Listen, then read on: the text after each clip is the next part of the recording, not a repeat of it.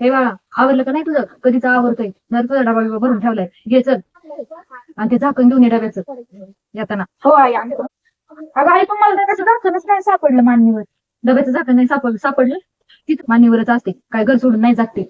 अगं मी आखी मान्य बघितली तरी मला ते झाकण सापडलं नाही सापडलं का? नाही बरं जाऊ दे. नको नाही सापडू दे. दर एक काम कर, याच्यात भाजी चपाती मी रानात जायला ठेवलं होतं बांधून. ये दर ये तू घे आणि जशा आहे. हे बाबा हे काय दिलंय आहे तुम्हाला? अगं मला लाज वाटते ती शाळेत न्यायची. पोरं माझ्यावर हसतील ना.